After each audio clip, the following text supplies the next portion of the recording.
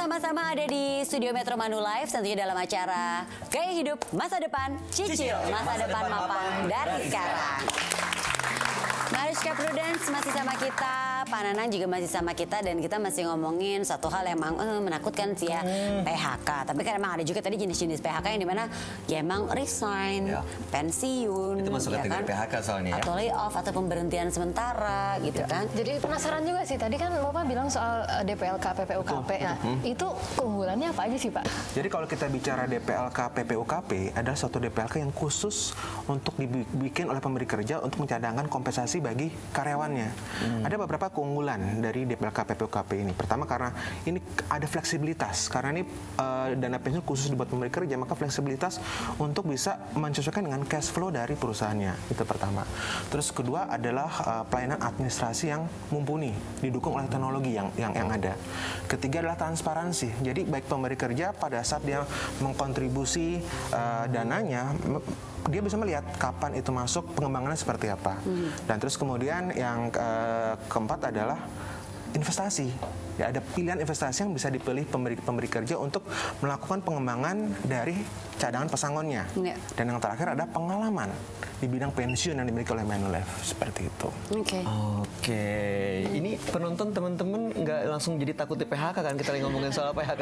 Kalau ada yang mau nanya, mumpung ada Pak Nanang, silakan loh langsung. Ada yang mau bertanya mungkin? Silakan Mas, dengan Mas siapa? Dengan Fritz. Mas Fritz, silakan. Iya, oke, baik Pak. Saya kebetulan pemilik perusahaan. Manfaat buat perusahaan apa ya Pak dengan adanya program pensiun ini? Jadi kalau kita bicara manfaat bagi perusahaan sangat banyak. Pertama adalah ini bisa membantu perusahaan dalam membuat kesinambungan cash flow-nya. Karena kalau kita bicara PHK kan serta-merta terjadi pada satu waktu.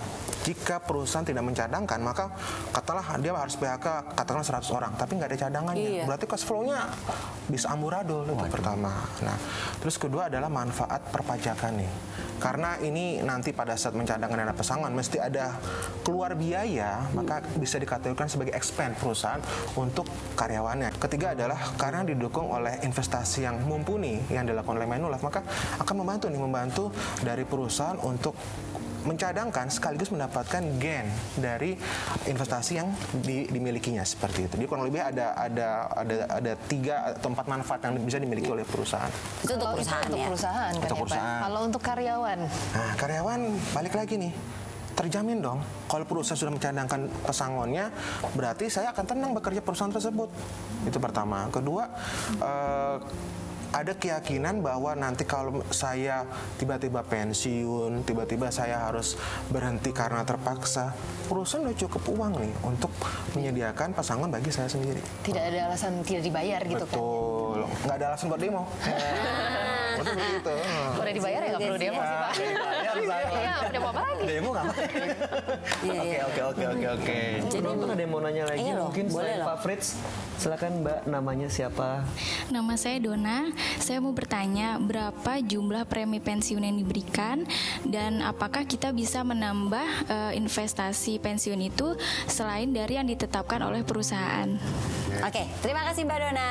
Oke, terima kasih, pertanyaannya sih menarik ya. Preminya berapa sih? Preminya kalau di program DPLK PPUKP yang dikeluarkan oleh Manulife, jadi kurang lebih itu paling tidak ada 5 karyawan, terus kemudian preminya itu minimum 10 juta setahun. Bisa dicicil nggak Pak? Bisa dicicil, bisa bulanannya, per bisa bulan. seperti itu. Jadi istilahnya dengan cukup ada 5 karyawan, terus minimum 10 juta sudah bisa mencadangkan pesangon untuk karyawan. Keuangan perusahaan juga terjamin lah ya. Betul. Ya, lebih stabil gitu kalau ada hal yang tidak diinginkan. Tapi kalau untuk perusahaan, kalau untuk karyawan sendiri nih Pak, PHK kan ada ya yang direncanakan gitu, kayak resign atau misalnya mau nggak mau, atau misalnya kita melakukan kesalahan akhirnya di PHK gitu kan. Kita harus nyiapinnya apa aja sih gitu kan? Nyiapinnya gini, jadi kalau pertamanya tentunya kan kita tidak pernah tahu ya kapan kita terkena PHK atau mem-PHK diri sendiri ya. Yang paling penting pertama gini, kita mesti jika hal itu terjadi, yang pertama kali paling kita lihat kita mesti inventarisir pesangon atau pensiun berapa banyak yang akan kita dapatkan dari perusahaan. Dan kita mesti inventarisir karena perusahaan akan memotong ada tabungan, mungkin tabungan hari tua ataupun jaminan hari tua, jam sostek, terus juga ada dana pensiun DPLK. Nah, kita mesti tahu tuh berapa jumlah yang kita mungkin dapatkan. Terus kita hubungi tuh bagian HRD atau sumber daya manusia, kita tanyakan persyaratannya untuk kita mendapatkan dana tersebut bagaimana.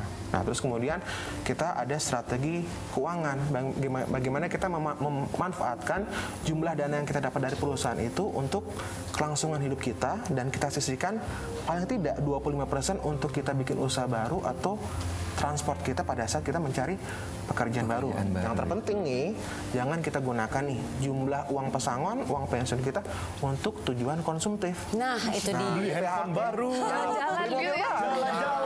Ya sebenarnya kan untuk modal kita juga ya Pak, entah mungkin membuat usaha, ya kan? Ya. Jadi apa yang kita obrolin hari ini penting juga nih pemirsa. Kalau misalnya lagi menghadapi satu situasi baru di PHK gitu ya, baru di PHK ya bukan berarti stres, pusing gitu ya kan. Kalau kata Sheila Seven, hadapi dengan lapang dada. Sedap ya kan. Dan mungkin seperti Pru tadi, nggak takut PHK, malah memilih jalan hidup untuk berkarya sesuai minatnya.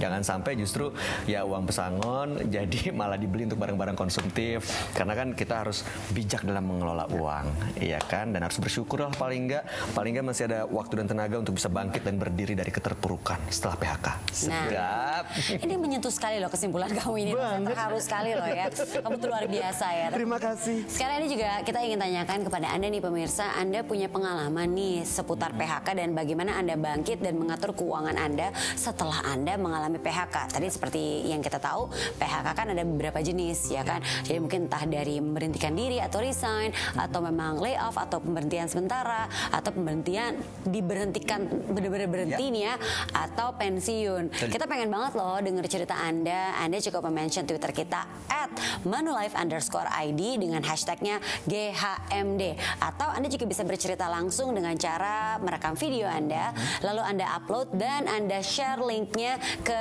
Twitter kita @manulife_id. Ya, jangan lupa hashtagnya GHMD. Betul sekali. Nanti bagi pertanyaan dan juga video yang menarik akan kita tampilkan minggu depan. Oke. Pru, terima kasih banyak. Terima kasih. Pananang, terima kasih banyak ya. Jadi semakin terbuka wawasan kita, jadi kita jadi semakin tahu banyak nih ya. Jadi teman-teman juga di sini nggak ada yang takut di PHK kan? Takut lah harus.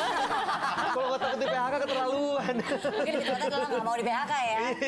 Oke, tapi pemirsa sekarang waktu kita juga untuk pamit. 30 menit sudah kita menemani Anda. Minggu depan kita ketemu lagi ya. Saya Novita Inji. Saya Bayu Oktara. Minggu depan kita ketemu lagi di Gaya Hidup Masa Depan Cicil. Masa depan mapan dari sekarang.